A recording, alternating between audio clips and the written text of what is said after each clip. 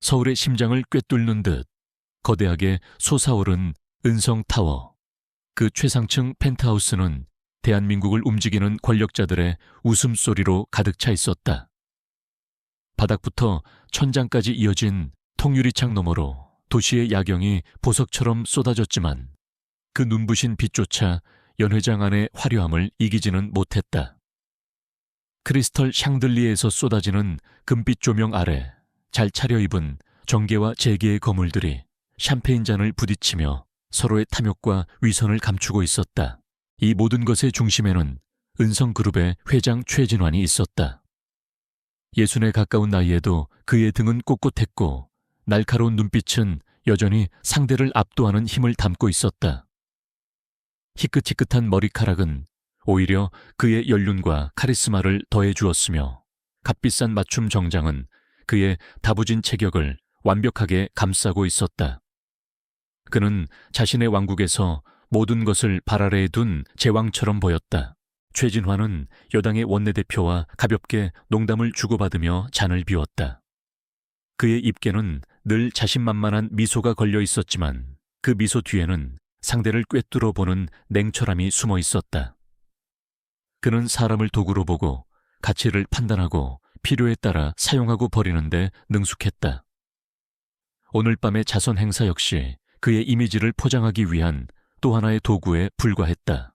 회장님의 해안 덕분에 이번 법안도 무사히 통과될 것 같습니다. 원내대표가 아첨 가득한 목소리로 말했다. 최진환은 그저 어깨를 으쓱하며 대답했다. 나라가 잘 돼야 기업도 잘 되는 것 아니겠습니까? 은성은 그저 맡은 바 소임을 다할 뿐입니다. 그의 목소리에는 거만함이 묻어났지만 누구도 감히 그 점을 지적하지 못했다. 그것이 바로 최진환이 가진 힘이었다. 그때 연회장 한쪽 구석에서 작은 소란이 일었다. 최진환의 미간이 살짝 찌푸려졌다. 완벽하게 통제된 자신의 공간에서 예상치 못한 변수는 용납할 수 없었다. 그의 비서실장이 곤란한 표정으로 다가와 허리를 숙였다. 회장님, 죄송합니다. 후원재단 아이들 중 한 명이 작은 문제를 일으킨 것 같습니다. 최진환의 눈빛이 차가워졌다. 후원재단 아이들은 오늘 행사의 구색을 맞추기 위한 장식품이었다. 최진환은 잠시 고민하다가 이내 느긋한 걸음으로 소란의 근원지로 향했다. 위기를 기회로 바꾸는 것은 그의 특기였다. 언론사 기자들의 카메라 플래시가 터지는 앞에서 자애로운 기업가의 모습을 보여줄 좋은 기회였다. 그가 다가서자 사람들이 길을 열었고 그 중심에는 10살 남짓 되어 보이는 한 소년이 서 있었다. 소년은 다른 아이들과 달리 조금 낡았지만 깨끗하게 다려 입은 셔츠를 입고 있었다. 소년은 연회장에 전시된 최첨단 인공지능 로봇 앞에 서서 기술팀 직원과 무언가에 대해 진지하게 이야기하고 있었다. 직원의 얼굴에는 당혹감과 놀라움이 뒤섞여 있었다. 이 아이가 로봇의 운영체제에서 논리적 오류를 발견했습니다. 저희도 미처 파악하지 못했던 부분인데 직원의 설명에 주변에 있던 사람들의 눈이 휘둥그레졌다. 최진환 역시 흥미로운 표정으로 소년을 바라보았다. 소년은 사람들의 시선에도 아랑곳하지 않고 태블릿을 들여다보며 조용히 말했다. 명령어의 순환구조에 갇히면 에너지를 불필요하게 소모하게 돼요. 이 부분을 수정하면 연산 속도가 최소 4%는 빨라질 거예요. 아이답지 않은 전문적인 용어와 분석력. 하지만 최진환의 시선을 사로잡은 것은 그것이 아니었다. 소년이 고개를 들어 자신을 바라보는 순간 그 얼굴에 피어난 순수한 미소였다.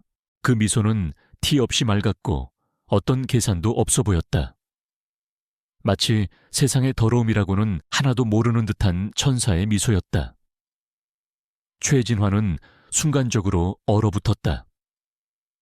그는 수십 년간 온갖 인간 군상을 상대하며 거짓과 위선을 꿰뚫어 보는 능력을 길러왔지만 이 소년의 미소 앞에서는 모든 방어 기제가 무력화되는 기분이었다. 그는 소년에게 다가가 몸을 낮추고 눈을 맞췄다. 이름이 뭐니? 소년은 망설임 없이 대답했다. 이한솔입니다. 목소리 또한 맑고 낭랑했다. 최진환은 만족스러운 미소를 지으며 소년의 머리를 쓰다듬었다. 아주 똑똑한 아이로구나. 혹시 컴퓨터에 관심이 많니? 한솔은 고개를 끄덕였다. 네. 아빠가 컴퓨터 기술자셨어요. 돌아가시기 전에 많이 가르쳐 주셨어요. 순간 연 회장에는 미묘한 정적이 흘렀다. 아버지를 잃은 천재 소년. 이보다 더 좋은 홍보 소재는 없었다. 최진환은 즉시 결심했다. 그는 자리에서 일어나 주변의 기자들을 향해 선언했다. 이런 인재를 우리가 놓칠 수 없지요. 은성그룹은 이한솔 군이 최고의 환경에서 꿈을 펼칠 수 있도록 모든 지원을 아끼지 않겠습니다. 카메라 플래시가 폭죽처럼 터져 나왔고 사람들은 박수를 보냈다. 최진환은 한솔의 어깨를 감싸 안고 카메라를 향해 인자한 미소를 지었다. 완벽한 그림이었다. 한편 은성타워에서 수킬로미터 떨어진 한 낡은 오피스텔. 어둠 속에서 오직 여러 대의 모니터 불빛만이 방 안을 밝히고 있었다. 한 남자가 그 앞에 앉아 연 회장의 상황을 실시간으로 지켜보고 있었다. 남자의 이름은 강민준이었다. 그의 얼굴에는 어떤 감정도 드러나지 않았지만 굳게 담은 입술과 얼음처럼 차가운 눈빛이 내면의 폭풍을 짐작하게 했다. 모니터 중 하나는 연 회장의 보안 카메라를 해킹한 화면을 보여주고 있었고 다른 하나는 연 회장 곳곳에 설치된 초소형 마이크가 수집한 소리를 시각화하고 있었다. 최진환이 한솔에게 다가가는 모습, 그의 목소리, 그리고 이한솔이라는 이름이 나오는 순간 강민준의 손가락이 멈칫했다. 그는 최진환과 한솔이 함께 사진을 찍는 장면을 확대했다. 화면 가득 채운 최진환의 위선적인 미소와 그 옆에 선 한솔의 천진난만한 미소. 강민준의 눈이 가늘어졌다. 그는 한솔의 미소를 뚫어지게 바라보았다. 저 미소를 만들기 위해 얼마나 많은 시간을 투자했던가. 저 미소가 최진환의 심장을 꿰뚫을 가장 날카로운 비수가 되리라는 것을 세상 누구도 알지 못했다. 한솔은 그저 우연히 그곳에 있었던 것이 아니었다. 모든 것은 강민준의 철저한 계산과 계획 아래 움직이고 있었다. 로봇의 오류를 찾아내는 것부터 최진환의 시선을 끄는 것까지 전부 각본의 일부였다. 강민준은 5년 전의 그날을 떠올렸다. 당시 그는 정의감에 불타는 젊은 검사였다. 은성건설의 아파트 붕괴 사고를 맡았을 때 그는 사건 뒤에 숨겨진 거대한 비리를 직감했다. 부실 공사 자재 빼돌리기, 그리고 정관계 로비. 그는 모든 것을 걸고 최진환을 겨냥했지만 최진환의 힘은 상상 이상이었다.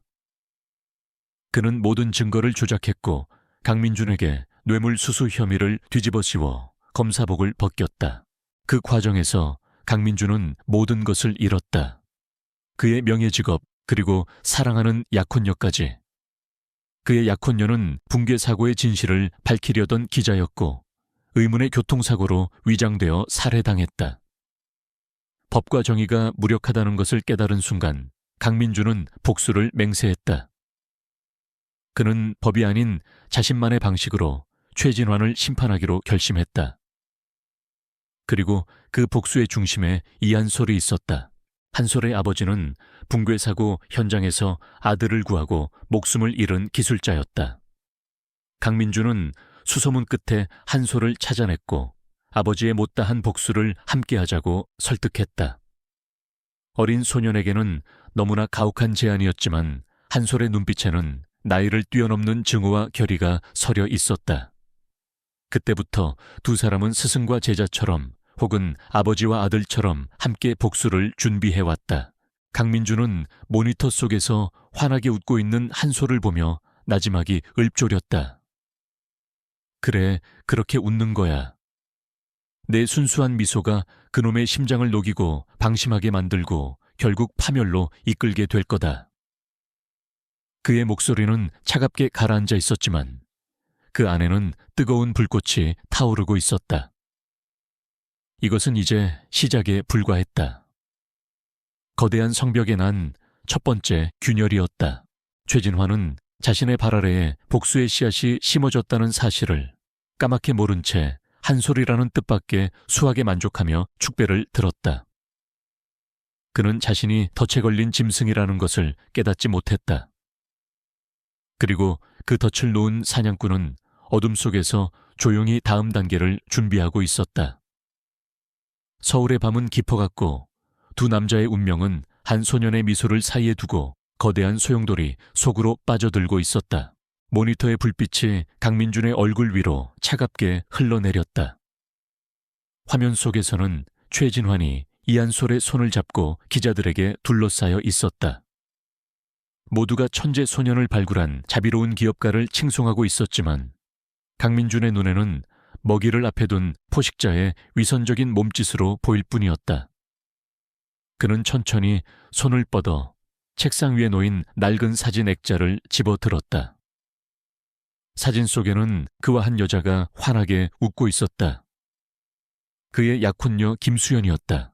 사진 속 그녀의 미소는 화면 속 한솔의 미소와 겹쳐지며 5년 전 그날의 기억을 지독하리만치 선명하게 불러왔다. 시간은 부식되지 않는 독처럼 그의 영혼 속에 스며들어 있었다. 그날은 하늘이 유난히 맑았지만 서울 외곽의 은성 팰리스 건설 현장은 자욱한 먼지와 소음으로 가득했다. 강민준은 막 부임한 지 2년 차의 패기 넘치는 형사부 검사였다.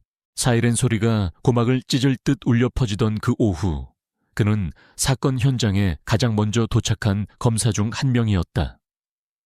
눈앞에 펼쳐진 광경은 지옥 그 자체였다. 이제 막 골조가 올라가던 아파트 한 동이 폭삭 주저앉아 거대한 콘크리트 무덤으로 변해 있었다. 공기 중에는 먼지와 비명이 뒤섞여 있었고 생존자들의 절규와 구조대원들의 고함 소리가 혼란을 더했다. 강민준은 안전모를 고쳐 쓰고 무너진 건물 잔해로 다가갔다. 그의 눈은 본능적으로 사건의 본질을 찾고 있었다. 단순한 안전사고가 아니라는 직감이 온몸을 훑고 지나갔다. 부서진 철근의 단면은 규격 미달이었고 콘크리트 조각들은 손으로도 쉽게 부서질 만큼 강도가 약해 보였다. 이것은 인재렌 사이였다. 명백한 범죄의 현장이었다. 그때 한 구조대원이 다급하게 외쳤다. 여기 생존자입니다. 아이가 있어요. 강민준은 소리가 나는 곳으로 달려갔다. 구조대원들이 힘겹게 들어올린 콘크리트판 아래 한 남자가 어린 아들을 온몸으로 감싼 채 쓰러져 있었다. 남자는 이미 숨이 멎어 있었지만 그의 품 안에 있던 아이는 기적적으로 살아남았다. 그 아이가 바로 이한솔이었다. 넋이 나간 표정으로 잿가루를 뒤집어 쓴 채 아버지를 부르던 어린 한솔의 모습이 강민준의 뇌리에 깊이 박혔다. 현장을 통제하고 증거를 수집하던 중 익숙한 목소리가 그의 이름을 불렀다. 민준 씨 고개를 돌리자 시사주간지 기자였던 약혼녀 김수연이 서 있었다. 그녀는 카메라를 목에 건 채 수첩을 들고 있었고 얼굴은 먼지로 얼룩져 있었지만 눈빛만은 그 누구보다 날카롭게 빛나고 있었다. 역시 은성건설이 문제였어. 내가 몇 달 전부터 부실 자재 의혹을 취재하고 있었는데 결국 일이 터졌네요. 수연은 강민준에게 그동안 자신이 모아온 자료들을 보여주었다. 은성건설이 원가를 절감하기 위해 중국산 저급 철근을 사용했으며 감리 보고서가 조작되었다는 정황 증거들이었다. 그녀는 이 모든 비리의 정점에 최진환 회장이 있다고 확신했다. 강민준은 그녀의 손을 꼭 잡았다. 걱정 마, 수연아. 내가 검사로서 모든 걸 밝혀낼게. 아무도 법 위에서 군림할 순 없어. 그때 그는 정말로 그렇게 믿었다. 수사는 초반부터 거대한 벽에 부딪혔다.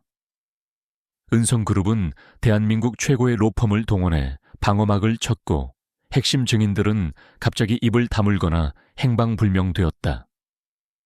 현장 감식 결과는 계속해서 지연되었고 경찰은 서둘러 현장 관리자 몇 명의 과실로 사건을 축소하려 했다.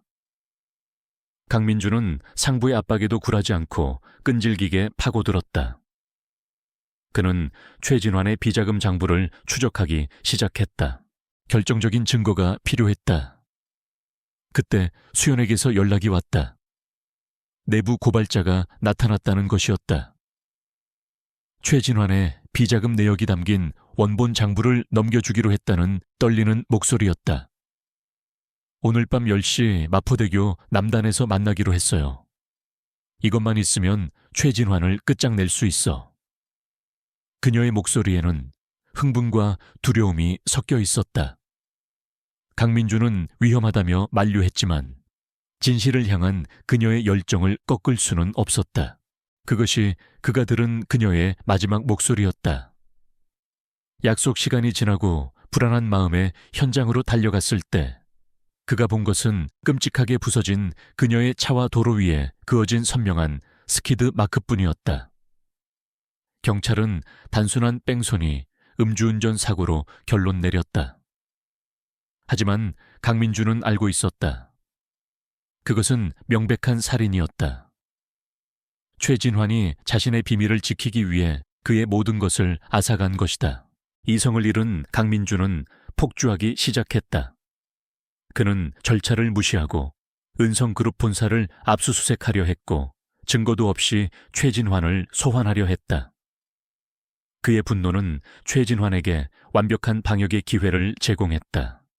며칠 뒤 강민준의 사무실과 집에서 거액의 돈다발이 발견되었다. 그가 은성의 경쟁사로부터 돈을 받고 무리한 수사를 진행했다는 기사가 대서특필되었다. 모든 것은 최진환이 파놓은 함정이었다. 그는 검찰 특수부의 조사를 받았고 동료 검사들의 차가운 시선 앞에서 변명 한마디 제대로 하지 못했다. 그가 제시하는 모든 반박 증거는 기각되었고 그는 결국 뇌물수수 혐의로 기소되었다. 법정에서 그는 무죄를 주장했지만 거대한 권력 앞에 그의 외침은 공허한 메아리에 불과했다. 결국 그는 징역 2년에 집행유예 3년을 선고받고 불명예스럽게 검사복을 벗었다. 한순간에 그는 정의의 상징에서 부패한 법조인으로 추락했다. 세상은 그에게 등을 돌렸고 그는 깊은 절망의 나락으로 떨어졌다. 몇 달 동안 그는 폐인처럼 술에 취해 살았다. 수연의 죽음과 자신의 무력함에 대한 죄책감이 그를 갉아먹었다. 그러던 어느 날 밤 그는 술에 취해 비틀거리며 마포대교 위를 걷고 있었다. 차가운 강바람을 맞으며 그는 모든 것을 끝내고 싶다는 충동에 사로잡혔다. 그가 난간에 손을 올린 순간 머릿속에서 수연의 목소리가 들리는 듯했다. 이렇게 포기할 거야. 당신은 이런 사람이 아니잖아. 정신이 번쩍 들었다. 그는 난간을 부서져라 붙잡고 오열했다. 그래, 이렇게 죽을 수는 없었다. 법이 그를 버렸다면 그는 법 밖에서 그들만의 방식으로 심판을 내릴 것이다. 최진환에게 가장 고통스러운 방식으로 모든 것을 되돌려 줄 것이다. 그날 이후 강민주는 다시 태어났다. 그는 과거의 자신을 철저히 지우고 복수를 위한 유령이 되었다. 그는 해킹 자금 추적 심리전 등 복수에 필요한 모든 기술을 닥치는 대로 익혔다. 그리고 자신처럼 최진환에게 모든 것을 잃은 사람들을 찾아 나섰다. 그 과정에서 그는 고아원에서 힘겹게 살아가던 이한솔을 다시 만나게 되었다. 소년의 눈에 서린 아버지에 대한 그리움과 분노를 본 순간 강민주는 자신의 계획에 마지막 퍼즐 조각이 맞춰졌음을 직감했다. 기억의 파편들이 다시 현재로 돌아왔다. 강민주는 사진 액자를 내려놓고 다시 모니터를 응시했다. 화면 속 최진환은 여전히 승리자의 미소를 짓고 있었다. 하지만 강민주는 알고 있었다. 그 미소는 오래가지 못할 것이다. 5년 동안 골마터진 자신의 상처는 이제 최진환을 겨누는 가장 강력한 무기가 되었다. 그리고 그 무기의 방가소에는 세상에서 가장 순수한 미소를 가진 소년의 손에 들려 있었다. 복수의 서막은 이제 막 올랐을 뿐이다. 자선 행사가 끝난 지 한 달이 지났다. 서울의 계절이 여름의 끝자락을 지나 가을로 접어드는 동안 은성그룹에는 작은 변화가 생겼다. 이한솔이라는 이름의 소년이 일주일에 두세 번씩 최진환 회장의 집무실을 드나들기 시작한 것이다.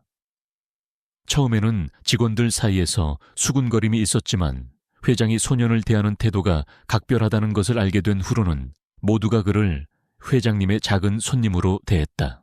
한솔은 거대한 은성타워의 위압적인 분위기에도 전혀 주눅들지 않았다. 소년은 반짝이는 대리석 바닥과 차가운 유리벽으로 둘러싸인 공간을 마치 제 집처럼 자유롭게 돌아다녔다. 그의 트레이드마크인 순수한 미소는 딱딱한 표정의 비서들과 경호원들마저 무장해제시켰다. 최진환은 언론에 비친 자신의 키다리 아저씨 이미지를 매우 만족스러워했고 한솔을 자신의 성공을 상징하는 새로운 트로피처럼 여겼다. 그러나 최진환과 은성그룹에 누구도 알지 못했다. 그들의 심장부로 들어온 이 작은 소년이 실제로는 무엇을 하고 있는지, 그리고 그 배후에서 거대한 거미줄을 치고 있는 존재가 누구인지를. 한솔이 은성타워에서 체스를 두거나 책을 읽는 동안 도시의 반대편 허름한 오피스텔에서는 강민준의 복수 계획이 조용히 그리고 체계적으로 실행되고 있었다. 강민준의 팀은 소수 정예였다. 한때는 화이트 해커들의 우상이었으나 은성그룹의 자회사에 의해 산업 스파이 누명을 썼던 박시우, 그리고 은성의 분식회계를 파헤치다 부당하게 해고당한 회계 분석가 오서연. 그들은 강민준처럼 최진환에게 모든 것을 빼앗긴 사람들이었고 복수라는 하나의 목표 아래 뭉쳤다. 그들의 사무실에는 빼곡한 모니터와 서버만이 가득했다. 1단계 작업 시작합니다. 박시우가 키보드를 두드리며 말했다. 그의 손가락이 현란하게 움직이자 수십 개의 주식 토론방과 소셜 미디어 채널에 은성그룹에 대한 미세한 균열을 일으킬 정보들이 심어지기 시작했다. 은성바이오 임상 3상 지연 가능성, 은성중공업 하청업체의 단가 압력 논란. 모두 사실에 기반했지만 아직은 시장 전체를 흔들기에는 부족한 확인되지 않은 루머 수준의 정보들이었다. 오서연은 그 정보들이 퍼져나가는 경로와 시장의 반응을 실시간으로 분석했다. 주에 미치는 영향은 미미합니다. 0.5% 내외의 등락. 아직은 개미 투자자들 사이에서만 불안 심리가 확산되는 수준이에요. 그녀의 분석은 냉철했다. 강민준은 모니터에 떠오른 데이터들을 말없이 지켜보았다. 그는 서두르지 않았다. 이것은 본격적인 사냥에 앞서 사냥감의 습성과 약점을 파악하기 위한 가벼운 탐색전에 불과했다. 같은 시각 은성타워 100층에 위치한 최진환의 집무실. 거대한 창밖으로 서울 정영이 그림처럼 펼쳐져 있었다. 최진환은 최고급 가죽 소파에 몸을 묻은 채 시가를 피우고 있었다. 그의 맞은편에는 한솔이 태블릿 PC로 어려운 수학 문제를 풀고 있었다. 최진환은 종종 비공식적인 회의나 중요한 통화를 한솔이 있는 자리에서 하곤 했다. 어린아이가 비즈니스의 냉혹한 이면을 이해할 리 없다는 오만한 생각 때문이었다. 강남 재개발건 말인데 시청의 김 국장에게는 얼마를 찔러줘야 입을 다물겠나. 최진환이 수화기 너머의 상대에게 거침없이 물었다. 그는 한솔을 슬쩍 쳐다보았지만 아이는 여전히 태블릿에만 집중하고 있었다. 그 순간 한솔의 작은 손가락이 화면을 넘기는 척하며 손목에 찬 시계의 베젤을 미세하게 돌렸다. 평범한 어린이용 스마트워치처럼 보이는 그 시계는 강민준이 특수 제작한 최첨단 도청 및 녹화 장비였다. 렌즈는 1mm 크기에 불과했고 마이크는 인간의 가청 범위를 넘어서는 주파수까지 잡아낼 수 있었다. 한솔은 최진환의 입에서 김 국장 뇌물과 같은 단어가 나올 때마다 침착하게 장치를 작동시켰다. 아이의 순진한 얼굴 뒤에서는 강철 같은 냉정함이 빛나고 있었다. 아버지를 잃은 슬픔과 최진환에 대한 분노는 10살 소년을 누구보다 강인한 전사로 만들었다. 강민준의 팀이 뿌린 작은 씨앗들은 서서히 싹을 틔우기 시작했다. 한 인터넷 언론사에서 은성건설 현장의 안전미비 문제를 지적하는 짧은 기사를 내보냈다. 익명의 직원이 제보한 형식이었고 그 제보자는 물론 박시우가 만들어낸 가상의 인물이었다. 기사는 큰 파장을 일으키지 못하고 곧 묻혔지만 은성의 홍보팀은 진땀을 흘려야 했다. 마치 성가신 모기떼처럼 사소하지만 불쾌한 문제들이 계속해서 터져 나왔다. 최진환은 몇몇 보고를 받고 미간을 찌푸렸다. 그는 이 모든 것을 자신을 시기하는 경쟁자들의 비열한 공작으로 치부했다. 쥐새끼 같은 놈들, 감히 내게 흠집을 내려 해. 그는 오히려 이런 역경 속에서 자신의 능력이 더 빛난다고 생각했다. 그리고 이상하게도 골치 아픈 보고를 받다가도 조용히 책을 읽고 있는 한솔의 모습을 보면 마음이 차분해지는 것을 느꼈다. 아이의 존재가 마치 자신을 지켜주는 부적처럼 느껴졌다. 그의 경계심은 한솔 앞에서 완전히 허물어지고 있었다. 그는 아이에게 자신의 경영 철학을 가르치기도 했다. 한솔아, 세상은 정글이란다. 강한 놈이 약한 놈을 잡아먹는 게 당연한 이치지. 법이나 도덕 같은 건 약자들이 만들어낸 환상에 불과해. 그는 자신이 쌓아 올린 부와 권력의 정당성을 아이에게 설파하며 스스로를 합리화했다. 한솔은 그저 고개를 끄덕이며 모든 것을 스펀지처럼 빨아들였다. 소년의 하루 일과가 끝나면 강민준이 고용한 가정교사가 그를 데리러 왔다. 그는 강민준 팀의 일원이었고 차 안에서 자연스럽게 한솔의 시계를 건네받았다. 시계에 저장된 방대한 양의 음성 및 영상 데이터는 차 안에 설치된 특수 장비를 통해 무선으로 강민준의 서버로 전송되었다. 모든 과정은 한치의 오차도 없이 물 흐르듯 진행되었다. 그 누구도 평범한 소년의 등한욕길에서 거대한 음모가 진행되고 있음을 눈치채지 못했다. 다시 강민준의 아지트. 박시우가 한솔의 시계에서 전송된 오늘의 데이터를 복호화했다. 모니터 화면에 최진환의 목소리가 파형으로 나타났다. 김 국장에게는 이번 것만 잘 처리해주면 다음 승진까지 책임지겠다고 전해. 돈은 문제없으니까. 강민준의 입가에 희미한 미소가 번졌다. 이것이었다. 최진환의 목소리로 직접 녹음된 범죄의 증거. 아직은 세상에 공개할 수 없는 비수처럼 숨겨둬야 할 카드였다. CEO 번째 파도는 잔잔해야 하는 법이지. 강민준이 나지막이 말했다. 그의 눈은 모니터의 파형 너머 거대한 파도가 되어 최진환의 제국을 집어삼킬 그날을 보고 있었다. 지금 일으키는 작은 파문들은 최진환을 방심하게 만들고 그의 판단력을 흐리게 하기 위한 연막에 불과했다. 진짜 공격은 가장 예상치 못한 순간에 가장 치명적인 방식으로 이루어질 것이다. 그리고 그 공격의 선봉에는 세상에서 가장 순수한 미소를 가진 소년이 서 있을 터였다. 은성그룹 이사회 회의실의 공기는 얼음장처럼 차가웠다. 최진환은 긴 테이블 상석에 앉아 맞은편의 도열한 중역들을 경멸적인 시선으로 훑어보았다. 그의 앞에는 최근 그룹에 대해 제기된 사소한 문제들을 정리한 보고서가 놓여 있었다. 주가 조작, 루머 자회사, 환경법 위반 의혹 익명의 내부 고발. 하나하나가 결정적인 타격은 아니었지만 깨끗한 백자 위에 튄 먹물 자국처럼 신경을 거슬렀다. 이게 당신들이 나에게 내놓는 결과물인가? 고작 이따위 목이 소리 같은 잡음 하나 제대로 처리 못해서 내 심기를 불편하게 만들어. 최진환의 목소리는 낮았지만 그 안에 담긴 분노는 회의실 전체를 얼어붙게 만들었다. 한 임원이 용기를 내어 입을 열었다. 회장님 공격의 출처가 불분명하고 패턴이 일정하지 않아 대응에 어려움이 있습니다.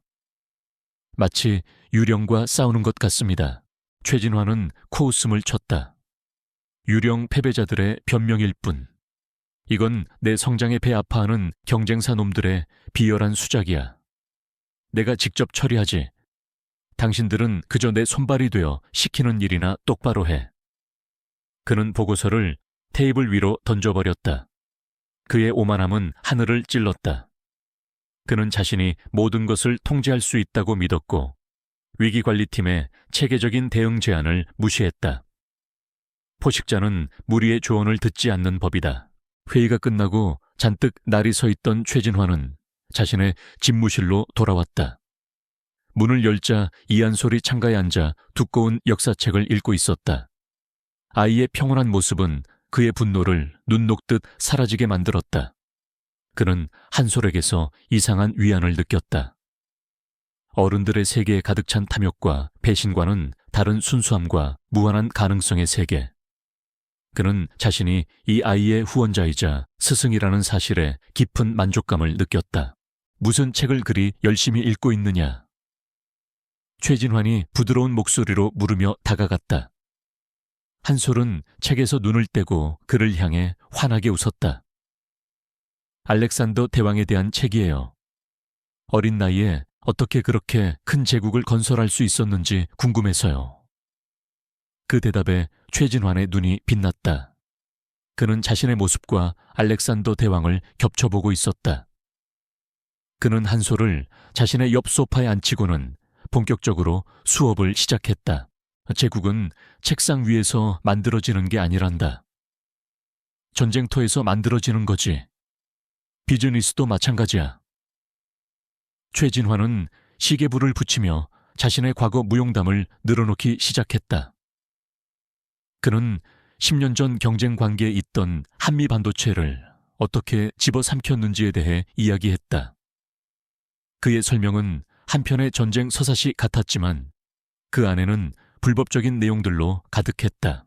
그때 한미 반도체 놈들은 우리보다 기술력이 조금 앞서 있었지. 하지만 기술만으론 안 돼. 나는 먼저 시장에 그들의 신기술에 치명적인 결함이 있다는 루머를 퍼뜨렸어. 그는 교활한 미소를 지었다. 주가가 폭락하기 시작하자 나는 차명 계좌를 통해 헐값의 주식을 사들였지. 동시에 그들의 핵심 연구원들을 거액을 주고 빼내왔어.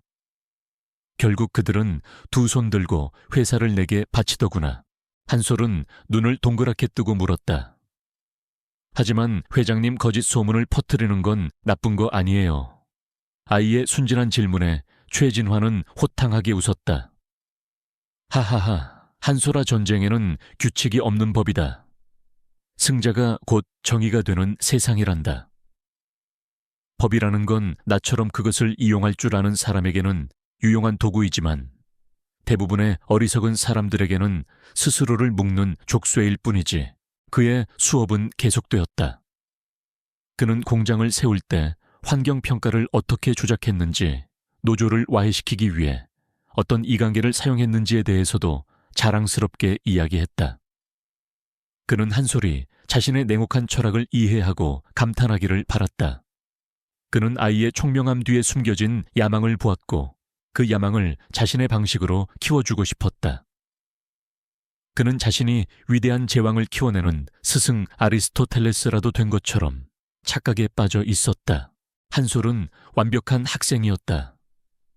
그는 최진환의 모든 말을 하나도 놓치지 않고 경청했으며 때로는 감탄하는 표정을 지으며 그의 허영심을 더욱 부추겼다. 회장님은 정말 대단하세요. 아무도 생각하지 못하는 방법으로 이기시니까요. 아이의 칭찬에 최진환은 의기양양해졌다. 그의 스마트워치는 그 모든 대화를, 최진환 스스로 자신의 범죄를 자백하는 모든 순간을 조용히 기록하고 있었다. 강민준의 아지트에서는 이 녹취 파일들이 실시간으로 분석되고 있었다. 오서연은 최진환이 언급한 한미반도체 인수 시기의 주가 변동 그래프와 당시의 차명 계좌, 의심거래 내역을 대조하며 증거를 구축했다. 그의 말이 사실이라면 이건 최소 수천억 원대의 시세 조종입니다. 녹취 파일만으로는 부족하지만 수사의 방향을 잡을 결정적인 단서가 될 겁니다. 박시우는 최진환이 노조를 와해시킬 때 이용했다는 내부 분열 공작에 대한 정보를 바탕으로 다음 공격 계획을 세우고 있었다.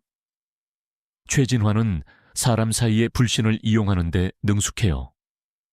우리도 똑같은 방식으로 그의 조직을 흔들 수 있습니다. 강민주는 그들의 분석을 들으며 조용히 고개를 끄덕였다. 최진환은 스스로 무덤을 파고 있을 뿐만 아니라 친절하게도 무덤의 설계도까지 넘겨주고 있었다. 물론 이 모든 과정이 한솔에게 쉬운 것은 아니었다. 최진환의 역겨운 범죄 행각을 바로 앞에서 들으며 역겨움을 참아내야 했고 아무것도 모르는 척 순수한 미소를 유지해야 했다. 어느 날 밤 한솔은 가정교사의 차 안에서 처음으로 약한 모습을 보였다. 선생님, 제가 하는 일이 정말 옳은 일일까요? 저 사람의 이야기를 듣고 있으면 저까지 나쁜 사람이 되는 것 같아요. 가정교사, 즉 강민준의 팀원인 이수혁은 차를 세우고 조용히 한솔의 어깨를 감쌌다. 그는 강민준의 지시에 따라 준비해둔 음성 파일을 틀어주었다. 그것은 5년 전 붕괴 현장에서 한솔의 아버지가 남긴 마지막 목소리였다. 구조대의 무정의에 희미하게 녹음된 우리 한솔이, 우리 아들 좀 구해줘요 라는 애절한 외침이었다. 음성 파일을 들은 한솔의 눈에서 눈물이 흘렀지만 이내 그 눈빛은 다시 단단해졌다. 그는 고개를 끄덕였다. 최진환의 오만함은 극에 달했다. 그는 이제 중요한 계약서나 내부 보고서를 검토할 때 한솔을 옆에 앉혀두고 그 내용을 설명해 주기까지 했다. 마치 왕이 어린 왕자에게 자신의 영토를 보여주며 통치술을 가르치듯. 이게 바로 우리 그룹의 대외비 프로젝트 계획서다. 보안이 생명이지. 그는 웃으며 말했지만 그 순간 한솔의 뇌리는 그 계획서의 모든 내용을 사진처럼 찍어 저장하고 있었다.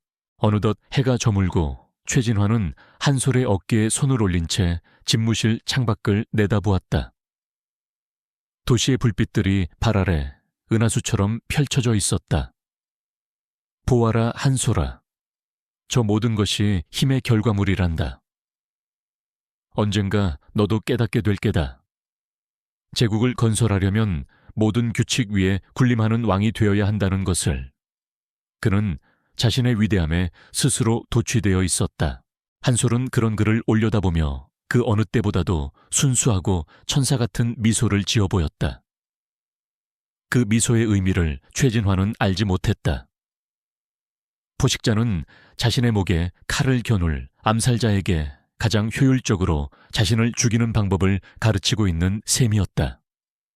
그리고 그 가르침에 더없이 만족하고 있었다. 최진환의 환갑을 기념하는 연회는 그의 철옹성 같은 평창동 저택에서 열렸다. 은성타워에서 열리는 공식적인 행사와는 달리 이곳에 초대된 이들은 그의 제국을 지탱하는 가장 은밀하고 핵심적인 인물들이었다. 부패한 정치인 검은 돈을 관리하는 금융가 그의 손발이 되어 움직이는 충직한 임원들. 그들은 최진환이라는 태양을 중심으로 공전하는 행성들이었고 오늘 밤은 그들의 주군에게 충성을 맹세하는 자리였다. 저택의 정원은 수억 원을 호가하는 조명과 예술품들로 꾸며져 있었고 손님들의 손에는 세상에서 가장 비싼 와인과 샴페인이 들려 있었다. 그들은 최진환에게 상상할 수 있는 가장 사치스러운 선물들을 바쳤다. 희귀한 현대미술품 한정판 슈퍼카의 열쇠, 강남의 상가 건물 등기권 리증까지. 최진환은 그 모든 것을 받으며 지루함이 섞인 미소를 지었다. 돈으로 살 수 있는 것들은 그에게 더 이상 아무런 감흥도 주지 못했다. 선물을 증정하는 시간이 거의 끝나갈 무렵 사회자가 다음 순서를 알렸다. 다음은 회장님께서 각별히 아끼시는 이한솔 군이 준비한 선물입니다. 모든 사람의 시선이 연회장 구석에서 걸어 나오는 작은 소년에게로 향했다.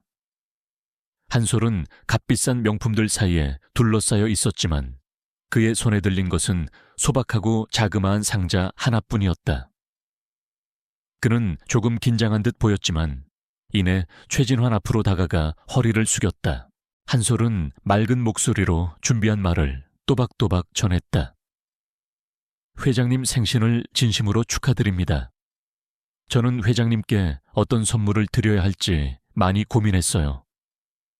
그러다 회장님께서는 항상 역사를 직접 써내려가시는 분이라는 생각이 들었어요.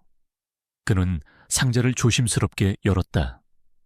그래서 제 용돈을 모으고 미대생 형의 도움을 받아서 세상에 단 하나뿐인 만년필을 만들었어요. 위대한 분께 어울리는 위대한 기록을 위한 펜입니다. 상자 안에는 칠흑 같은 티타늄 몸체를 가진 만년필이 놓여 있었다. 군더더기 없는 디자인은 극도의 세련미를 보여주었고 캡 부분에는 백금으로 최진환의 이니셜 CJH가 섬세하게 새겨져 있었다. 최진환은 순간 말을 잃었다. 수십억 원짜리 선물들 앞에서도 꿈쩍 않던 그의 마음이 이 작은 선물 앞에서 흔들리고 있었다. 이것은 돈이 아니었다. 자신을 향한 한 소년의 순수한 존경과 진심이었다. 적어도 그는 그렇게 믿었다. 이리다오. 최진환은 자리에서 일어나 한솔에게 다가가 만년필을 건네받았다. 묵직하면서도 손에 착 감기는 감촉이 더없이 만족스러웠다. 그는 평생 거래와 계산으로 점철된 삶을 살아왔다. 이런 순수한 호의는 그에게 낯설면서도 지독하게 달콤한 경험이었다. 그는 그 자리에서 모든 사람이 들으라는 듯이 선언했다. 앞으로 내 모든 결제는 오직 이 펜으로만 할 것이다. 내게는 그 어떤 선물보다도 값지구나. 그는 한솔을 따뜻하게 안아주었고 연회장에서는 박수갈채가 터져 나왔다. 그러나 그 순간 강민준의 아지트 모니터 화면에는 작은 녹색불이 깜빡 들어왔다. 최진환이 만년필을 손에 쥔 순간 만년필 내부에 잠들어 있던 괴물이 깨어난 것이다. 그것은 단순한 도청 장치가 아니었다.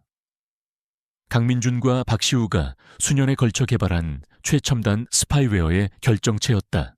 과거 이 만년필이 조립되던 순간의 기억이 스쳐 지나갔다. 박시우는 3D 프린터로 출력된 정교한 부품들을 조립하며 강민준에게 그 기능을 설명했다. 단순 녹음 기능이 아닙니다. 인공지능이 탑재되어 있어요. 비자금 로비, 주요 정관계 인사들의 이름 같은 핵심 키워드를 감지했을 때만 녹음을 시작합니다. 평소에는 절전 모드로 대기해서 배터리 소모를 최소화하죠. 그는 계속해서 설명했다. 데이터 전송 방식도 기존과는 차원이 다릅니다. 일반적인 전파가 아니라 탐지가 거의 불가능한 저주파 신호를 이용해요. 저희가 미리 회장실의 화분 차량에 시거잭 저택의 액자 뒤에 설치해둔 마이크로 수신기로 데이터를 릴레이 방식으로 전송합니다. 한 번에 모든 데이터를 보내는 게 아니라 잘게 쪼개서 시간차를 두고 보내기 때문에 그 어떤 탐지 장비로도 잡아낼 수 없습니다. 만년필의 충전 방식은 운동 에너지를 전기로 바꾸는 키네틱 방식이었다. 최진환이 펜을 사용하기 위해 움직이는 것만으로도 영구적인 동력이 공급되는 구조였다. 이것은 완벽한 트로이 목마였다. 스스로 동력을 얻고 스스로 판단하며 적의 심장부에서 가장 은밀한 비밀들을 빼내올 무기. 그리고 그 무기를 왕에게 직접 바친 것은 왕이 가장 신뢰하는 어린 왕자였다. 다시 최진환의 저택. 연회는 무르익었고 최진환은 새로 얻은 만년필을 자랑스럽게 만지작거리며 손님들과 대화를 나누고 있었다. 마침 한 장의 서류가 그의 앞에 놓였다. 자선재단에 기부금을 전달하는 약정서였다.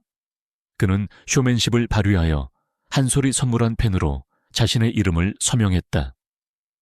그가 종이 위로 펜촉을 미끄러뜨리는 순간 만년필은 주인의 필체와 필압 정보를 스캔하여 고유 아이디로 저장했다. 이제 이 펜은 최진환 외에 다른 사람이 사용하면 자동으로 작동을 멈추게 된다. 연우회가 막바지에 이를 무렵 최진환은 현직 부장검사 한 명을 자신의 서재로 불렀다. 연 회장의 소음을 피해 단둘이 나누어야 할 이야기가 있었다. 김 부장 은성 바이오 주가 조작건에 대한 내사 언제까지 질질 끌 셈인가? 최진환이 책상 위에 만년필을 내려놓으며 물었다. 김 부장검사는 땀을 닦으며 대답했다. 죄송합니다, 회장님. 언론의 관심이 너무 뜨거워서. 하지만 곧 무혐의로 종결짓겠습니다. 최진환은 만족스럽지 않다는 듯 혀를 찼다. 곧 내가 듣고 싶은 건 그런 애매한 대답이 아니야. 당장 내일 아침까지 언론에 공식 브리핑해. 증거 불충분으로 내사 종결한다고. 자네 아들 미국 유학 준비는 잘 되어가나 명백한 협박이자 회유였다.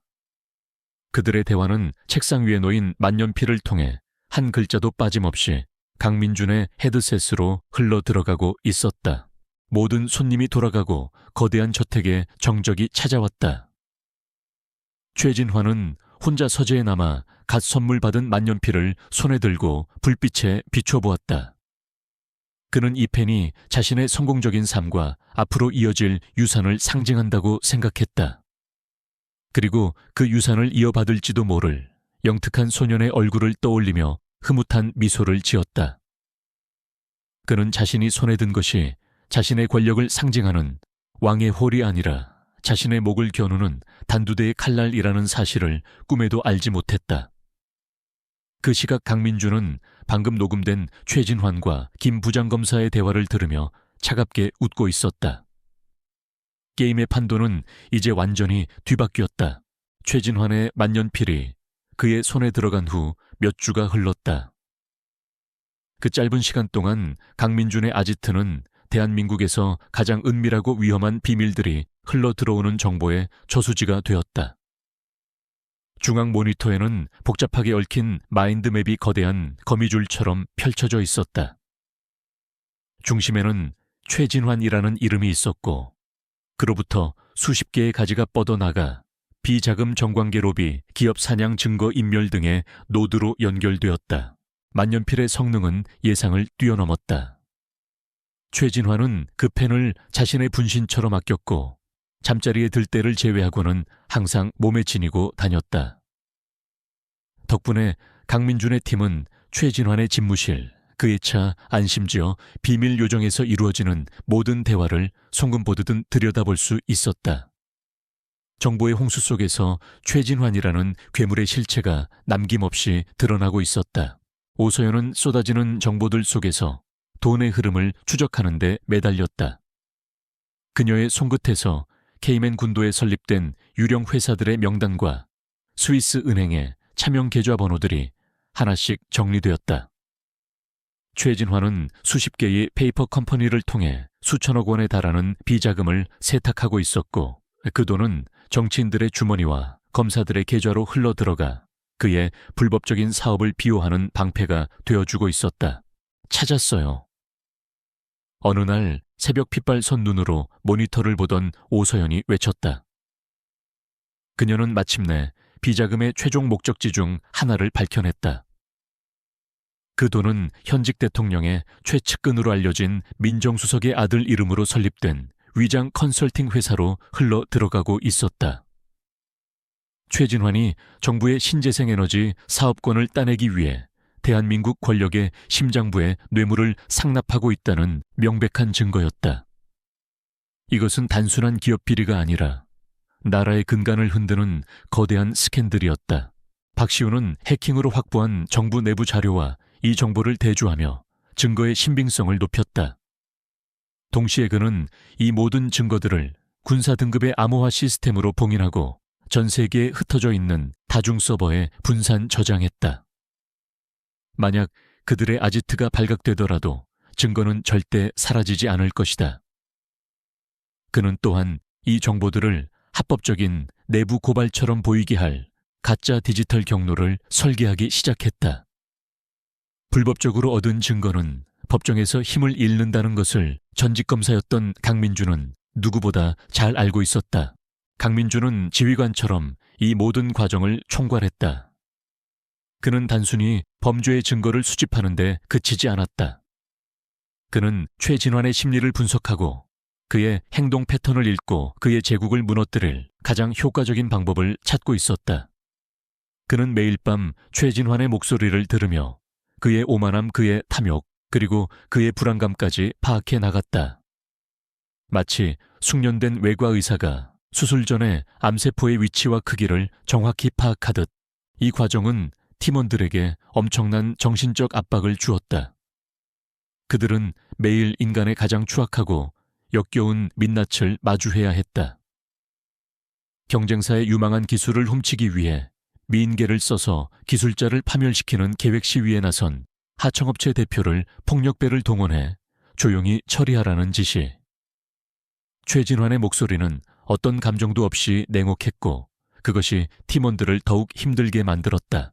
어느 날 녹취 파일을 듣던 박시우가 헤드셋을 집어던지며 욕설을 내뱉었다. 이 개자식, 어떻게 사람이 저럴 수가 있어.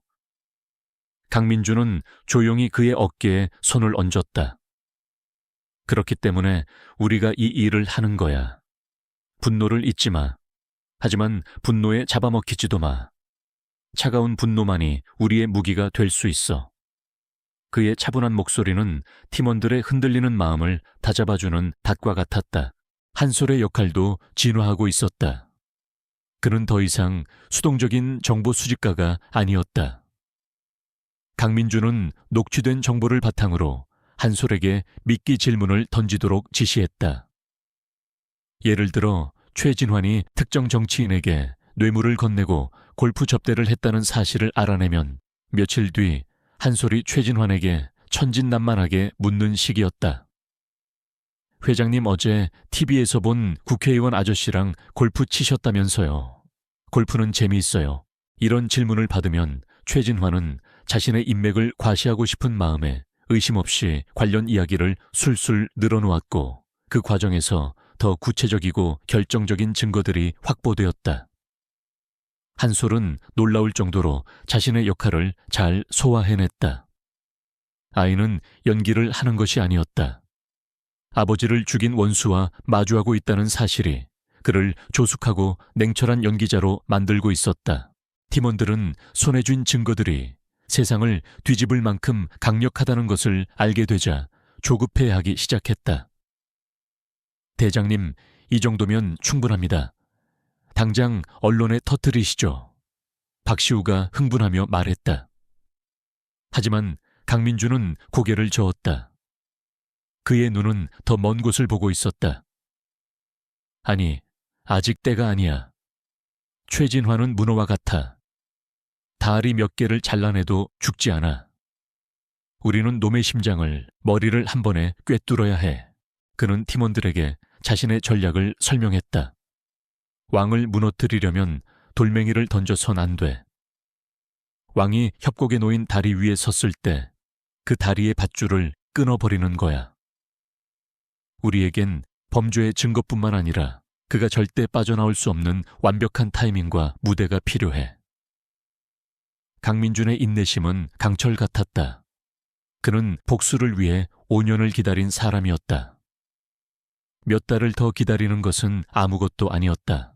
수주일에 걸친 분석 끝에 강민주는 마침내 최진환 제국의 키스톤 케이스톤을 찾아냈다. 그것은 특정 범죄 하나가 아니었다. 바로 권력 서열 3위로 불리는 국회의원 권력찬이었다. 권력찬은 사법부와 행정부 곳곳에 자신의 사람들을 심어두고 최진환의 방패막이가 되어주고 있었다. 그 대가로 그는 최진환으로부터 막대한 정치 자금을 받고 있었다. 권력찬이 무너지면 최진환은 모든 보호막을 잃고 무방비 상태로 노출될 터였다. 강민주는 마인드맵의 중심에 있는 최진환이 아니라 그와 가장 굵은 선으로 연결된 권력찬의 사진을 손가락으로 가리켰다. 우리의 다음 목표는 최진환이 아니다. 그의 목소리에 팀원들의 시선이 집중되었다. 이 자가 바로 성벽의 기둥이다. 우리는 왕을 직접 공격하지 않는다. 왕이 있는 성 전체를 무너뜨릴 것이다. 그의 선언과 함께 작전의 방향은 단순한 정보 수집에서 정밀 타격을 위한 준비 단계로 전환되었다. 복수의 칼날은 이제 가장 치명적인 급소를 향하고 있었다. 강민준의 아지트에는 무거운 정적이 감돌았다. 모니터 불빛만이 작전을 앞둔 팀원들의 비장한 얼굴을 비추고 있었다. 몇 주간의 치밀한 분석과 시뮬레이션을 통해 그들은 마침내 최진환 제국의 가장 약한 고리를 찾아냈다. 이제는 칼을 뽑아들 시간이었다. 강민준은 헤드셋을 끼고 나지막이 명령을 내렸다. 2단계 작전 개시. 목표는 성벽의 기둥이다. 그의 말이 떨어지기 무섭게 오서연과 박시우의 손가락이 키보드 위에서 춤을 추기 시작했다. 이것은 두 개의 전선에서 동시에 이루어지는 정밀 타격이었다. 첫 번째 목표는 최진환의 돈줄을 옥죄는 것이었다.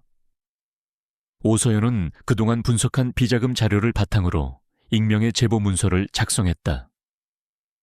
모든 정보를 공개하지는 않았다. 국세청이 의심을 품고 수사에 착수할 만큼만 거부할 수 없는 미끼만을 던져주었다.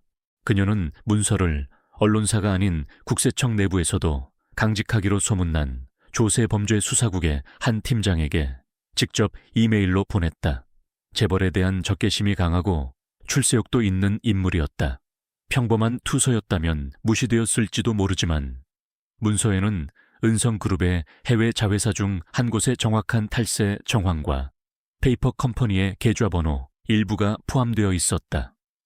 이것은 단순한 의혹 제기가 아니라 수사의 가이드라인을 제시하는 것이나 마찬가지였다. 동시에 박시우는 최진환의 정치적 보호막인 권력찬 의원을 향해 포문을 열었다. 그는 뇌물수수라는 직접적인 증거 대신 대한민국 사회가 훨씬 더 민감하게 반응하는 카드를 꺼내 들었다. 최진환의 녹취 파일에서 확보한 정보를 바탕으로 권력찬 의원의 아들이 부정 입학을 통해 명문대에 들어갔으며 최진환의 도움으로 병역을 면제받았다는 사실을 폭로한 것이다. 박시우는 이 정보를 단순한 루머가 아닌 조작된 입학 서류 이미지와 병원 진단서 등 구체적인 증거들과 함께 진보 성향의 한 탐사보도 전문 매체에 제보했다. 그는 제보자의 IP 주소를 수십 개의 해외 서버를 거치도록 위장하여 추적을 불가능하게 만들었다. 교육과 병역 비리는 한국 사회의 영린이었다. 한번 불이 붙으면 그 어떤 권력자도 빠져나오기 힘든 화약고였다. 결과는 즉각적이고 파괴적이었다. 제보를 받은 국세청은 그 다음날 아침 정역적으로 은성그룹의 해당 자회사에 대한 압수수색을 단행했다. 수십 명의 조사관들이 들이닥쳐 회계 장부와 컴퓨터 서버를 확보했고 회사의 모든 자금 흐름은 동결되었다. 이 자회사는 은성그룹이 사활을 걸고 추진하던 강남 재개발 프로젝트의 핵심이었기에 프로젝트는 즉시 전면 중단 위기에 처했다. 권력찬 의원의 스캔들은 더욱 거센 폭풍을 몰고 왔다. 언론 보도가 나가자마자 여론은 들끓었고 인터넷은 권 의원을 규탄하는 목소리로 마비되었다. 경쟁 정당들은 즉시 특별위원회 구성을 촉구했고 시민단체들은 그의 의원직 사퇴를 요구하는 시위에 나섰다. 불과 하룻밤 사이에 철옹성 같던 그의 정치적 입지는 모래성처럼 허물어졌다. 최진환을 비호해주던 가장 튼튼한 방패가 산산조각 난 것이다. 은성타워 최상층 최진환의 집무실은 분노와 혼란으로 가득 찼다. 너무나도 정교하고 시기적절한 두 번의 공격. 최진환은 이것이 결코 우연이 아님을 직감했다. 이것은 자신의 내부를 송음보듯 들여다보는 자의 소행이었다. 그의 뇌리에는 단 한 단어만이 맴돌았다. 배신자. 그는 가장 신임했던 임원들을 회의실로 소집하고는 맹수처럼 포효했다. 이 안에 쥐새끼가 있다. 내 등에 칼을 꽂은 놈이 누구냐. 그의 의심은 가장 오랫동안 자신을 보좌해 온 비서실장에게로 향했다. 그는 아무런 증거도 없이 단지 자신의 불안감을 해소하기 위해 30년을 함께한 충신을 그 자리에서 해고했다. 조직은 극도의 공포와 불신에 휩싸였다. 서로가 서로를 의심했고 최진환의 귀에 다른 사람을 험담하는 보고가 빗발쳤다. 제국은 내부에서부터 썩어 문드러지기 시작했다. 이 모든 혼란의 와중에도 이한솔은 폭풍의 눈처럼 고요하게 최진환의 곁을 지켰다. 편집증적인 의심에 사로잡힌 최진환에게 세상 물정 모르는 이 순수한 소녀는 유일하게 믿을 수 있는 존재였다. 그는 한솔을 옆에 앉혀두고 자신의 분노와 불안을 여과 없이 쏟아냈다. 다들 내가 약해지기만을 기다리는 하이에나 같은 놈들이야. 내가 평생을 먹여 살렸는데 감히 나를 배신해. 한솔은 그저 안타까운 표정으로 그의 말을 들어주었다. 아이의 동정심 가득한 눈빛은 최진환에게 큰 위안이 되었다. 그는 자신이 얼마나 고독한 왕인지, 얼마나 많은 적들에게 둘러싸여 있는지를 어린 소년에게 토로하며 자기 연민에 빠져들었다. 그리고 그 모든 내용은 그의 책상 위에 놓인 만년필을 통해 실시간으로 강민준에게 전달되었다. 강민준은 적의 심리 상태를 손바닥 위에 올려놓고 분석하고 있었다. 밤이 깊어졌다. 최진환은 텅 빈 집무실에 홀로 남아 시시각각 폭락하는 주가 그래프를 멍하니 바라보고 있었다. 수십 년간 쌓아 올린 그의 제국이 흔들리고 있었다. 믿었던 정치적 동맹은 무너졌고 충직했던 부하들은 의심의 대상이 되었다. 그는 극심한 고독감에 휩싸였다. 그는 무의식적으로 한솔이 선물한 만년필을 집어들었다. 차갑고 단단한 감촉이 그의 불안한 마음을 조금은 진정시켜주는 듯했다. 그는 자신에게 위안을 주는 이 물건이 사실은 자신을 파멸로 이끄는 가장 치명적인 무기라는 사실을 까맣게 몰랐다. 같은 시각 강민주는 뉴스 속보를 통해 은성그룹의 주가 폭락 소식을 지켜보고 있었다. 그의 표정에는 어떤 기쁨도 흥분도 없었다. 오직 얼음처럼 차가운 확신만이 존재할 뿐이었다. 제국의 기초에는 분명히 균열이 생겼다. 이제 남은 것은 기둥들을 하나씩 무너뜨려 지붕 전체를 내려앉게 만드는 것이었다. 작전은 이제 막 중반을 넘어서고 있었다. 최진환의 제국을 뒤흔든 충격파는 예상보다 강력했다. 국세청의 세무조사는 그룹 전체로 확대될 조짐을 보였고 권력찬 의원의 몰락은 그를 비호해주던 모든 정치적 인맥을 마비시켰다. 최진환은 사면촉에 몰렸다. 하지만 포식자는 궁지에 몰렸을 때 가장 난폭해지는 법이다. 그의 불안과 분노는 새로운 위협의 등장과 함께 최악의 방식으로 폭발했다. 과거 그의 폭력적인 탄압 아래 해체되었던 은성중공업의 노동조합이 다시 결성된 것이다. 그리고 그 중심에는 한동철이라는 인물이 있었다. 그는 5년 전 아파트 붕괴 사고로 동생을 잃은 유가족이었고 그의 눈에는 슬픔과 함께 불굴의 투지가 서려 있었다. 그는 단순히 노동자의 권익을 주장하는 것을 넘어 5년 전 사고의 진상규명을 요구하며 은성그룹의 가장 아픈 상처를 정면으로 들쑤시기 시작했다. 최진환은 이 모든 것이 자신을 무너뜨리기 위한 거대한 음모의 일환이라고 확신했다. 그의 편집증은 극에 달했고 이성적인 판단력은 마비되었다. 그는 이 상황을 타개할 방법은 오직 압도적인 공포를 심어주는 것뿐이라고 생각했다. 과거에 그랬던 것처럼 저항하는 자의 싹을 아예 잘라버려야 한다고 믿었다. 그는 이 새로운 노조위원장 한동철을 본보기로 삼기로 결심했다. 하지만 최진환은 알지 못했다. 한동철은 혼자가 아니었다. 그는 강민준이 수년간 찾아 헤맨 최진환에게 복수를 맹세한 또 다른 피해자였다.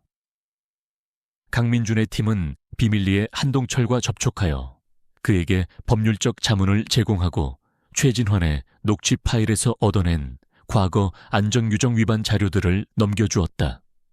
그들은 의도적으로 우리의 갇힌 곰을 도발하고 있었다.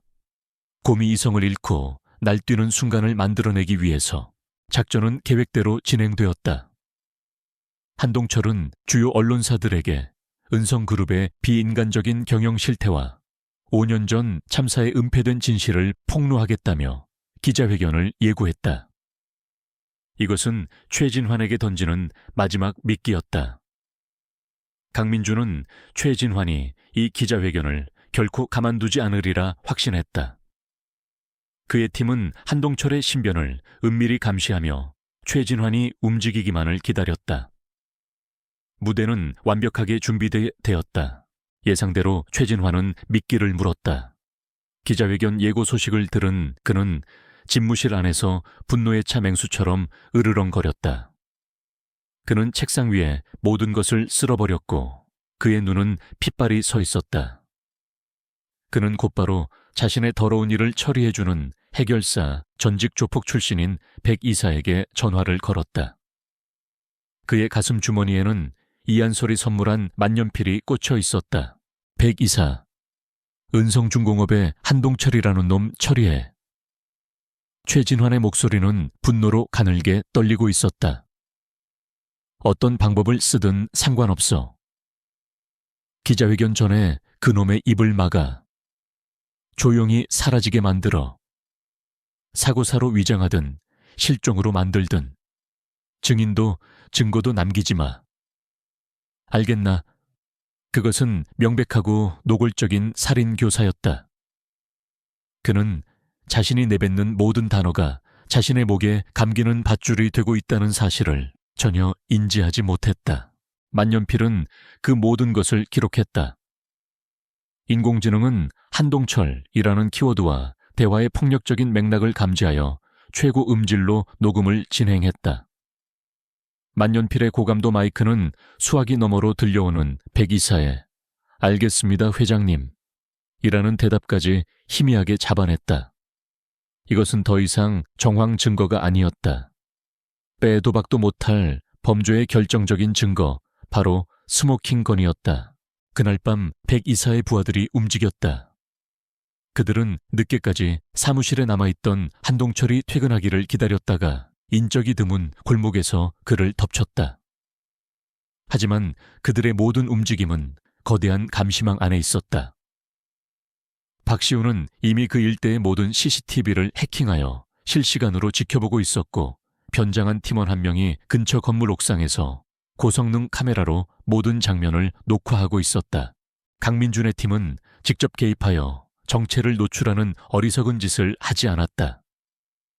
괴한들이 한동철을 채 강제로 태우려는 순간 박시우는 익명으로 경찰에 신고 전화를 걸었다. 여기 동골목에서 조폭들 수십 명이 패싸움을 벌이고 있습니다. 칼까지 들었어요. 과장된 신고 내용에 놀란 경찰이 즉시 출동했고 멀리서 사이렌 소리가 울려 퍼지자 괴한들은 당황하여 한동철을 버려두고 차를 타고 달아났다.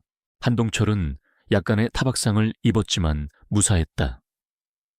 그리고 강민준의 팀은 원하는 모든 것을 얻었다.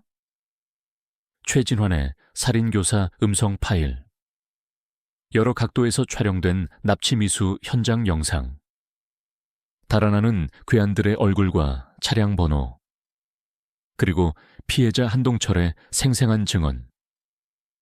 이 모든 조각들은 최진환을 폭력 범죄의 주범으로 지목하는 완벽한 퍼즐을 완성했다.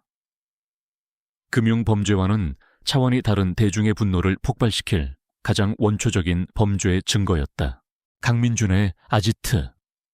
모든 모니터에 방금 확보한 증거들이 떠 있었다.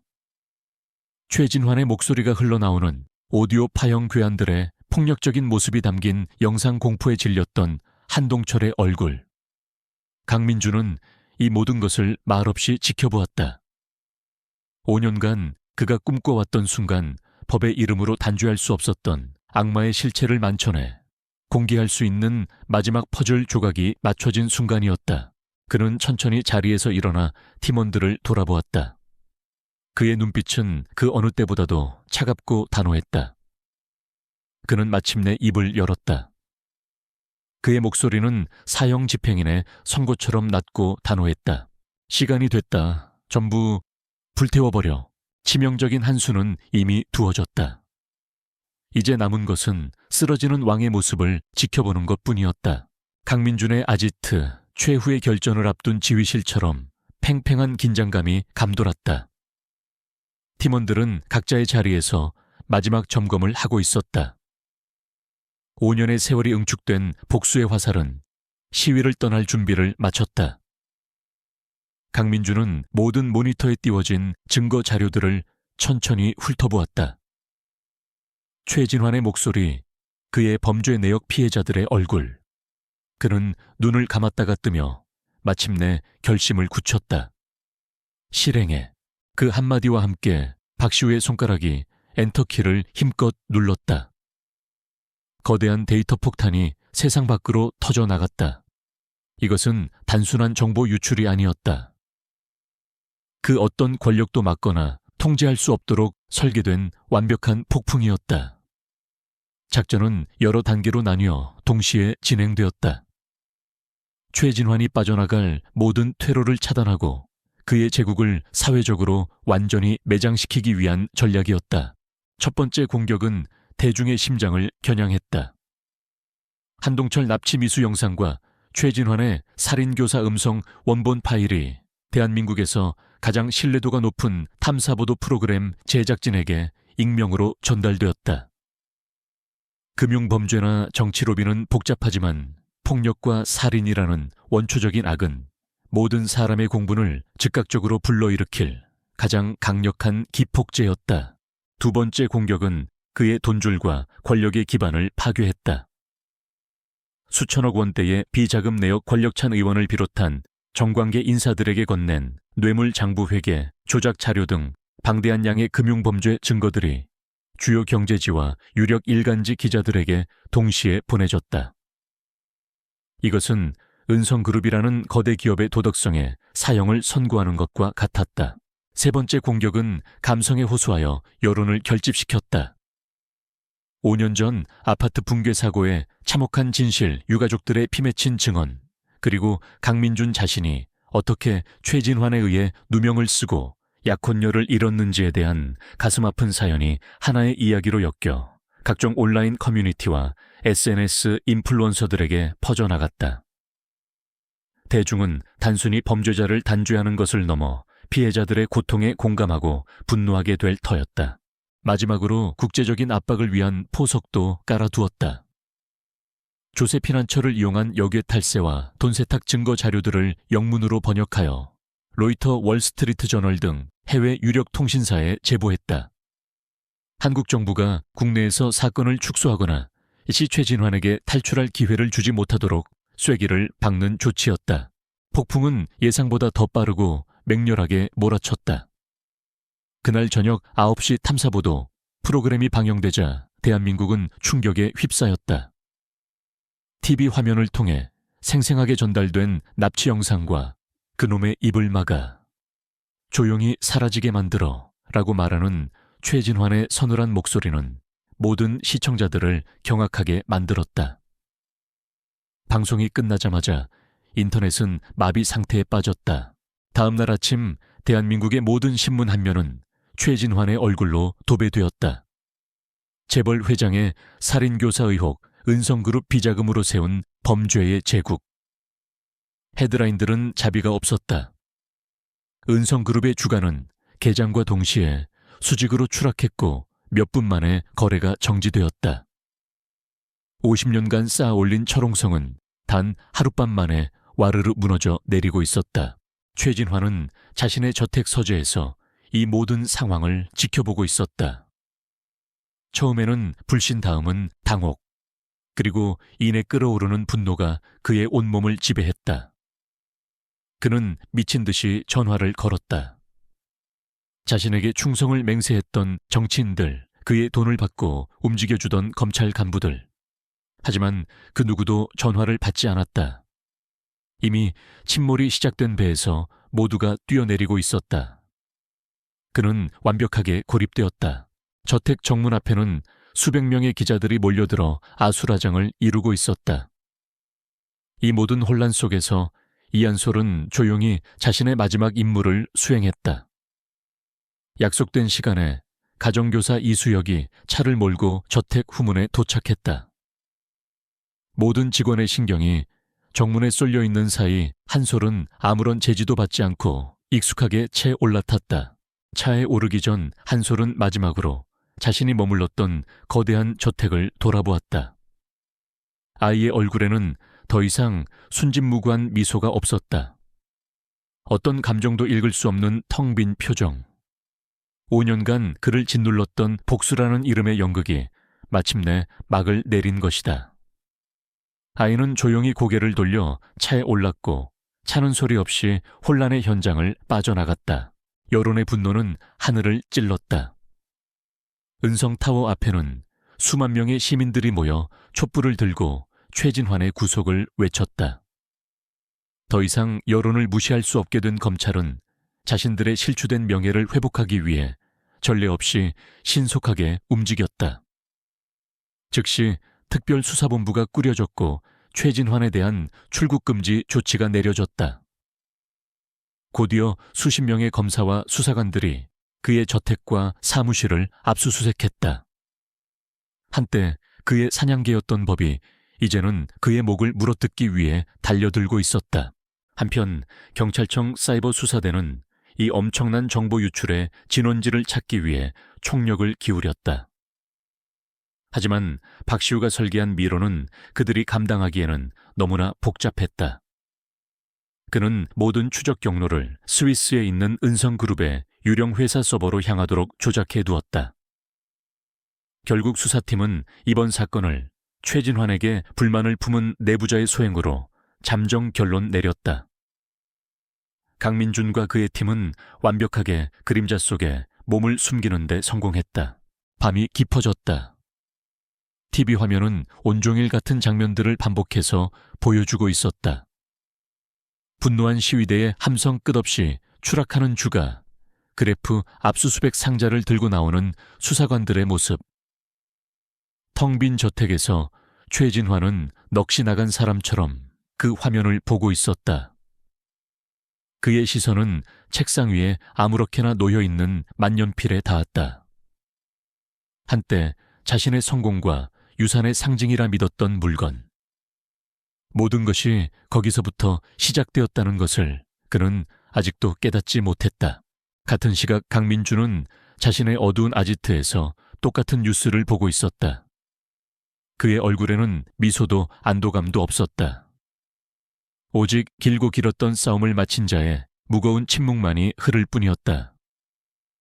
완벽한 폭풍이 모든 것을 휩쓸고 지나갔다. 이제 남은 것은 잔해 속에서 새로운 질서를 기다리는 일뿐이었다. 새벽이 오기 직전의 어둠이 가장 깊다고 했던가.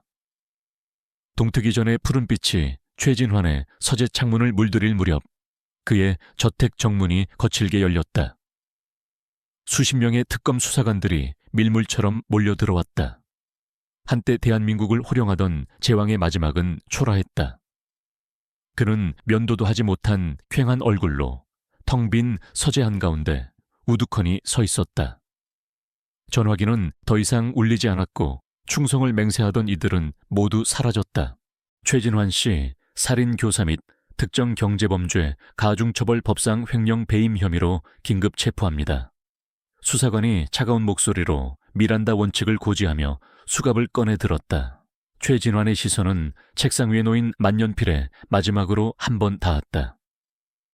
그 순간 그의 뇌리에 섬광처럼 스치는 것이 있었을까? 모든 것이 시작된 그날 천사처럼 웃던 한 소년의 얼굴이 떠올랐을까? 하지만 그의 얼굴에는 어떤 깨달음도 없었다. 오직 패배한 짐승의 공허한 절망만이 남아있을 뿐이었다. 철컥하는 소리와 함께 그의 손목에 차가운 금속의 감촉이 채워졌다.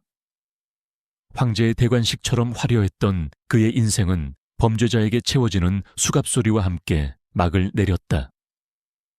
언론사 카메라의 플래시가 융단 폭격처럼 쏟아지는 가운데 그는 초라한 죄수가 되어 자신의 성에서 끌려 나왔다. 한때 그의 발 아래에 있던 세상이 이제는 그의 몰락을 경멸적으로 지켜보고 있었다. 그 후의 과정은 일사천리였다. 최진환은 수사와 재판 내내 묵비권을 행사하며 버텼지만 강민준이 제공한 증거들은 너무나도 명백하고 압도적이었다. 특히 그의 목소리가 담긴 음성 파일은 그 어떤 변명도 허용하지 않았다. 그의 몰락과 함께 그에게 기생하던 부패한 권력자들도 줄줄이 법의 심판을 받았다. 김 부장검사, 권력찬 의원, 그리고 그의 손발이 되어 움직였던 해결사백 이사까지 모두 구속되었다. 결국 대법원은 최진환에게 무기징역을 선고했다. 그의 모든 차명재산은 국고로 환수되었고 한 시대를 풍미했던 은성그룹은 여러 개의 회사로 공중분해되어 역사 속으로 사라졌다. 법의 이름으로 내려진 너무나도 늦어버린 정의의 심판이었다. 강민준의 아지트. 모든 것이 끝난 그곳에는 고요함만이 감돌았다. 팀원들은 말없이 각자의 흔적을 지우고 있었다. 박시우는 모든 서버의 데이터를 군사용 디가우저로 완벽하게 파기했고, 오서연은 지난 몇 달간 작성했던 모든 분석 자료들을 세절기에 넣었다. 그들의 전쟁은 끝났다. 승리했지만 환호는 없었다. 오직 묵묵히 자신들의 임무를 완수한 자들의 조용한 만족감만이 흐를 뿐이었다. 그동안 고생 많았다. 강민준이 처음으로 입을 열었다. 박시우가 멋쩍게 웃으며 대답했다. 대장님이야말로요. 이제 뭐 하실 겁니까? 강민준은 창밖을 바라보며 나지막이 말했다. 일단은 긴 잠을 좀 자야겠지. 그들은 더 이상 많은 말을 하지 않았다. 서로의 눈빛을 통해 그들은 모든 것을 이해하고 있었다. 그들은 조용히 악수를 나누고 각자의 삶으로 돌아가기 위해 텅 빈 사무실을 나섰다. 어둠 속에서 만나 빛 속에서 헤어지는 이들이었다. 혼자 남은 강민준은 창가에 서서 멀리 보이는 은성타워를 바라보았다. 한때는 증오와 복수의 상징이었던 저 거대한 탑이 이제는 그저 서울의 야경을 이루는 수많은 빌딩 중 하나로 보였다. 5년. 길고 긴 시간이었다. 복수는 끝났지만 그의 마음속에 기쁨은 없었다. 죽은 약혼녀가 돌아오는 것도 사라진 젊음이 되돌아오는 것도 아니었다. 그저 지긋지긋했던 전쟁이 끝났다는 안도감 그리고 모든 것을 불태워버린 자의 허탈함만이 남아있었다. 몇 달의 시간이 흐르고 계절이 바뀌었다. 가을에 스산함이 가시고 따스한 봄볕이 내리쬐는 어느 날 오후. 강민준은 경기도 외곽의 한 공원 묘지를 찾았다. 그는 약혼녀 김수연의 묘비 앞에 국화꽃 한 다발을 내려놓았다. 그리고 바로 옆에 나란히 자리한 이한솔의 아버지 이정훈의 묘비 앞에도 똑같이 꽃을 바쳤다. 5년 전에는 알지 못했던 두 사람이 이제는 나란히 누워 봄볕을 쬐고 있었다. 그가 잠시 상념에 잠겨 있을 때 뒤에서 맑은 목소리가 들려왔다. 아저씨, 고개를 돌리자 교복을 단정하게 차려입은 이한솔이 서 있었다. 소녀는 지방의 한적한 도시에서 외삼촌과 함께 지내고 있었다. 더 이상 복수의 짐을 짊어지지 않은 아이의 얼굴은 예전보다 훨씬 밝아 보였다. 한때 그의 무기였던 그 미소는 이제 평범한 소년의 얼굴에서 피어나는 진짜 미소가 되어 있었다. 잘 지냈어? 강민준이 부드럽게 물었다. 한솔은 고개를 끄덕이며 웃었다. 네, 학교는 그냥 다닐만 해요. 친구도 몇 명 사귀었어요. 어색하지만 평화로운 대화가 오갔다. 두 사람은 한동안 말없이 나란히 서서 묘비를 바라보았다. 긴 침묵을 깬 것은 한솔이었다. 아빠가 자랑스러워 하실 거예요. 그리고 김수연 기자님도요. 강민준은 조용히 한솔의 어깨에 손을 얹었다. 그래, 그러실 거야. 이제 넌 그저 행복하게 살면 돼. 그게 두 분께 할 수 있는 최고의 보답이다. 그는 소년의 미래를 진심으로 축복했다. 더 이상 복수의 도구가 아닌 상처를 이겨내고 자신의 삶을 살아갈 하나의 인격체로서 이제 돌아가야 할 시간. 한솔은 떠나기 전에 강민준을 향해 고개를 숙여 인사했다. 그리고 그를 올려다보며 환하게 웃었다. 그 미소에는 어떤 계산도 슬픔도 무게감도 실려 있지 않았다. 그것은 과거의 상처를 딛고 미래를 향해 나아가는 한 소년이 보낼 수 있는 가장 순수하고 진실된 미소였다. 5년 전 강민준의 복수를 결심하게 했던 약혼녀의 마지막 미소와 어딘가 닮아 있었다.